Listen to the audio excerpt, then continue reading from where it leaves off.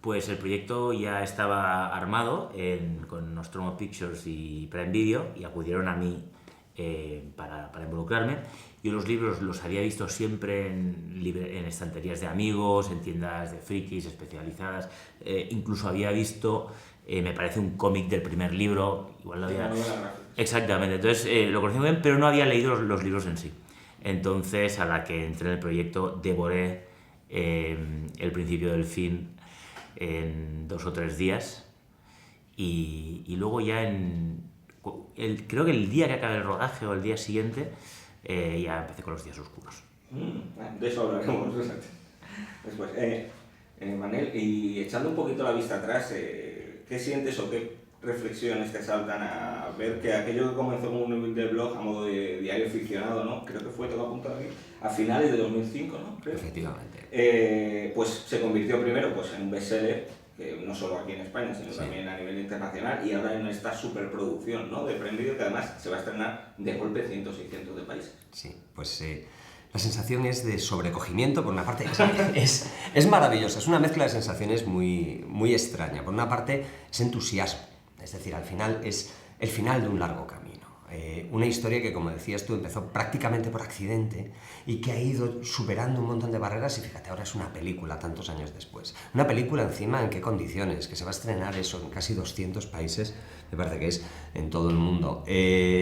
Por una parte, entusiasmo, porque conseguir que todo eso pase significa que tienes que cruzar un montón de puertas muy estrechitas que tienen que estar correctamente alineadas.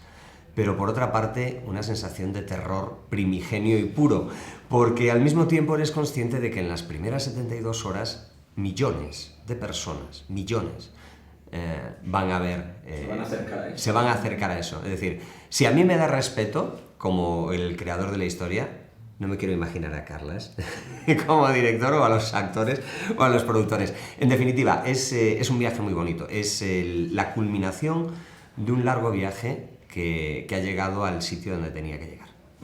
Entrando ya un poquito en la historia de Apocalipsis Z, me gustaría preguntaros, teniendo en cuenta que el género, bueno, o más bien el subgénero zombie es algo muy explotado o sobreexplotado, podemos decir, casi incluso en los últimos años, con muchas series, muchas películas, ¿qué es lo que diferencia Apocalipsis Z de este resto de producciones? ¿Qué diríais vosotros que son las notas que la hacen especial a esta historia?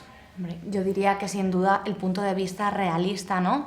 O sea, al final, tienes a un tipo normal que te ancla y vive lo que es el fin del mundo, pero desde un punto de vista muy aterrizado, muy realista, que cualquier espectador puede sentir empatía y se puede sentir identificado con él, ¿no? Yo creo que esa es la clave, que incluso teniendo pues eso, elementos universales, la hace muy local y eso es muy atractivo y es lo que le hace claramente ¿no? diferente al resto de películas.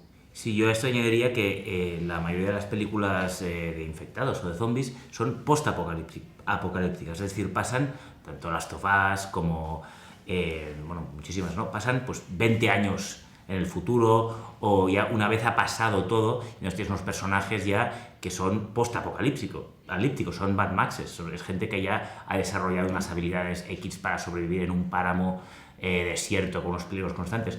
Esta película es el principio del fin, o sea, esta película acaba casi en el apocalipsis, pero empieza mañana, empieza hoy. O sea, es una película que va sobre el colapso y sobre todo no del mundo, del Estado español, o sea, el colapso del mundo, pero visto desde la perspectiva española, en una sociedad post-COVID, que acaba de vivir el COVID, de tal manera que ya tenemos toda la maquinaria y las respuestas del gobierno ya están en su lugar, solamente que ahora tienen que hacer frente a algo mucho más grande.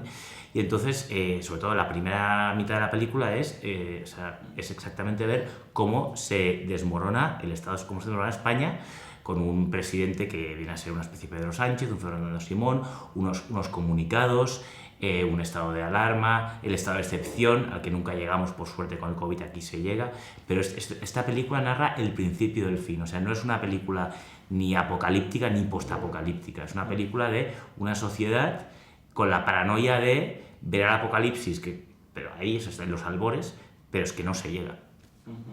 Precisamente de eso quería hablar, ahora que habéis sacado el tema de primero Nuria hablaba de hacerlo real, de realismo del atún, Sí. este asunto del COVID. Me gustaría andar un poquito, que me contéis un poquito cómo fuese el proceso de actualización, porque evidentemente la novela es muy premonitoria, podríamos decir, pero claro, no había, para la película habéis como revisado o actualizado esos temas para introducir cosas que sí habían pasado en la realidad. ¿Cómo fue ese proceso? ¿Participaste? ¿Te consultaron? ¿Fue algo solo con el guionista? ¿Cómo fue todo aquello? No, se hizo un proceso de lavado de cara y de actualización de una novela que ya tenía más de 10 años. Reflejaba la historia, la realidad de aquel momento, pero evidentemente las cosas han cambiado mucho, sobre todo porque hemos pasado una pandemia, que de repente muchas cosas que se planteaban como pura ficción en aquella historia acabaron siendo reales. No todas, afortunadamente, los muertos no se han levantado y empiezan a caminar entre los vivos, pero sí que es verdad... Danos tiempo.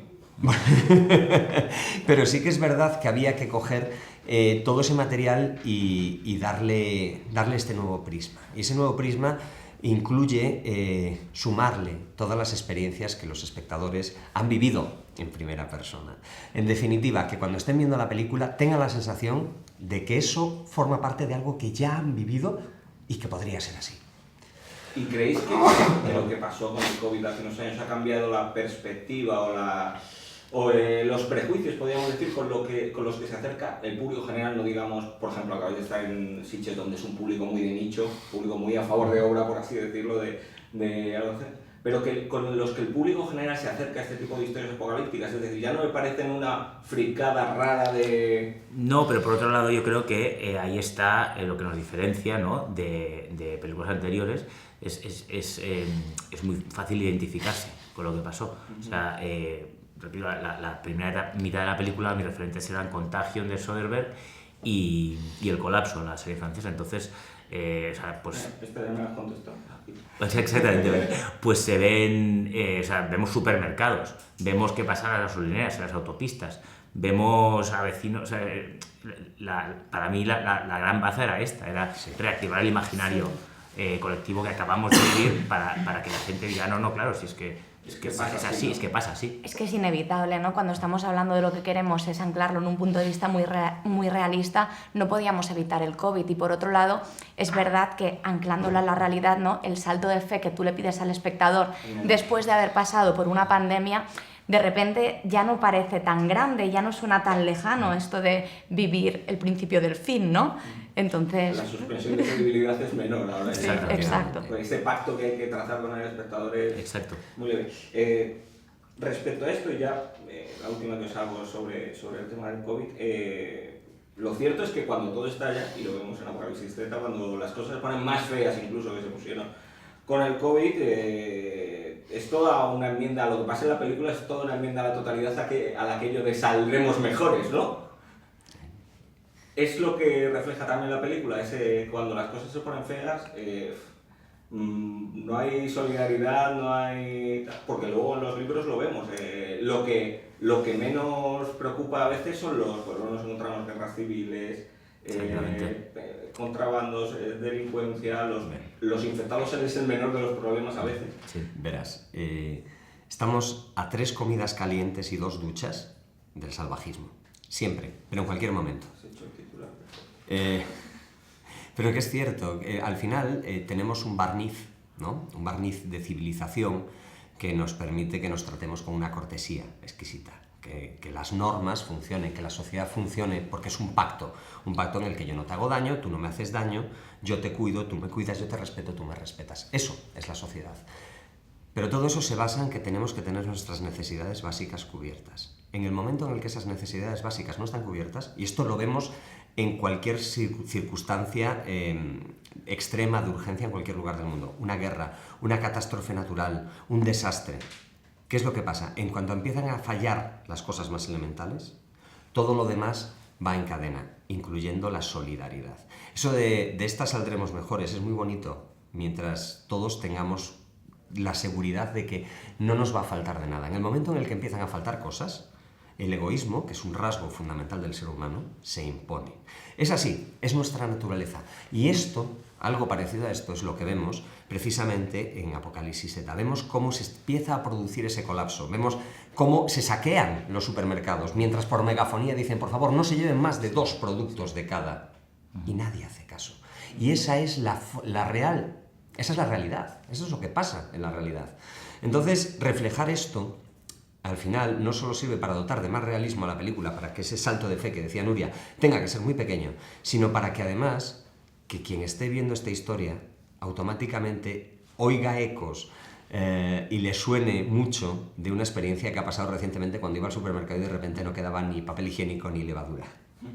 También un tema que toca la película sobre esto es que se ve, diferentes personajes tienen diferentes ideas de lo que va a pasar. Es decir, nuestro protagonista está convencido de que esto es pasajero y vamos a volver a una nueva normalidad, va a volver la democracia y el estado de bienestar en el que él, un hombre occidental, se ha creado, mientras que ves otros personajes, sobre todo procedentes de otro tipo de gobiernos y de sociedades, que igual van un paso por delante y que ven que eso no va a volver y que hay que reorganizarse de otra manera.